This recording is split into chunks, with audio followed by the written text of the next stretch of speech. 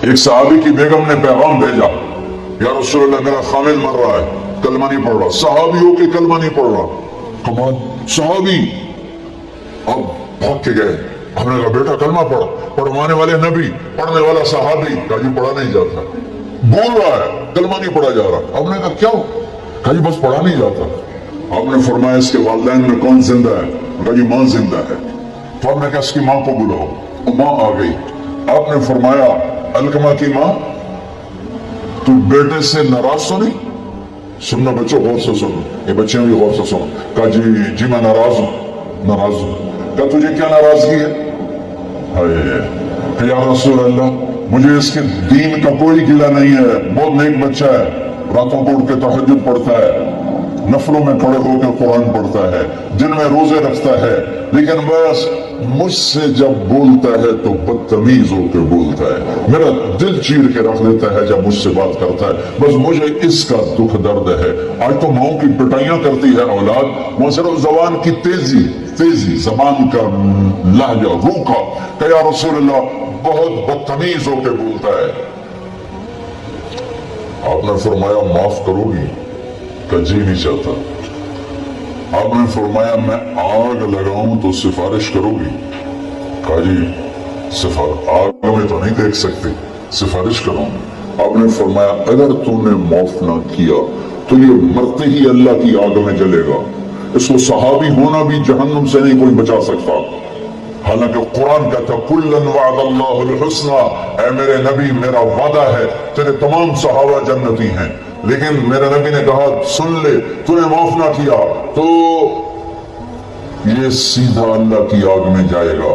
سفارش کرتی ہو، معاف کرتی ہو؟ کہ جی میں اب معاف کرتی ہوں۔ آپ نے کہا بیٹا لا الہ الا اللہ کہے، اس نے کہا لا الہ الا اللہ اور جان نکل گئی۔ آپ نے اس کا جنازہ پڑھایا، اس کے دفن میں شریک ہوئے اور پھر اعلان کیا اس کی قبر پہ کھڑے ہو کر جس نے ماں باپ کو دکھ دیا اس پہ اللہ کی لعنت، اس پہ فرشتوں کی لعنت، اس پہ زمین آسمان کی لعنت، اس کی نہ نماز قبول ہے، نہ روزہ قبول ہے، نہ صدقہ قبول ہے۔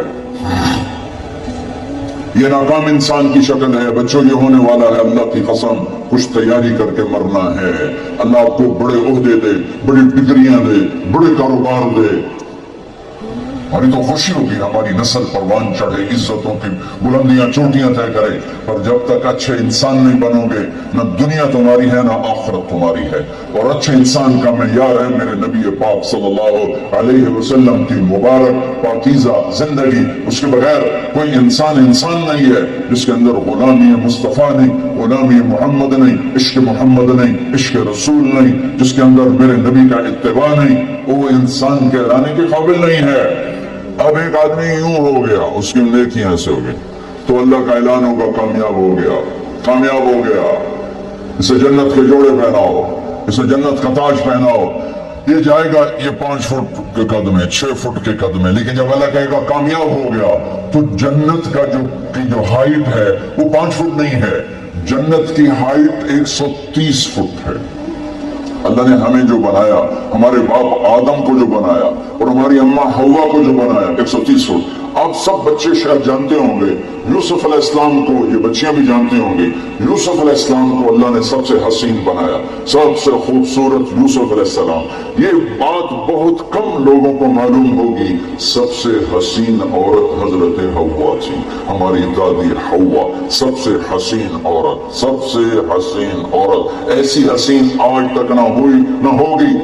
دونوں کا قد 130 فٹ تھا۔ یہ ٹائم کے ساتھ ہم گس کے نا یہ چھوٹے ہو گئے۔ ہمارے پنجاب میں قوم مراسی بڑے نازک ہوتے ہیں۔ زمیندار نے مراسی سے کہا میرے گھوڑے کی مالش کر۔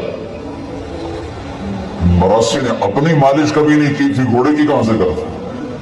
وہ خیر بیچارہ شروع ہو گیا، زمیندار گھر گیا، مراسی سو گیا، چور گھوڑا لے گئے۔ جب صبح اس کی آنکھ کھلی اس نے دیکھا گھوڑا تو ہے ہی نہیں۔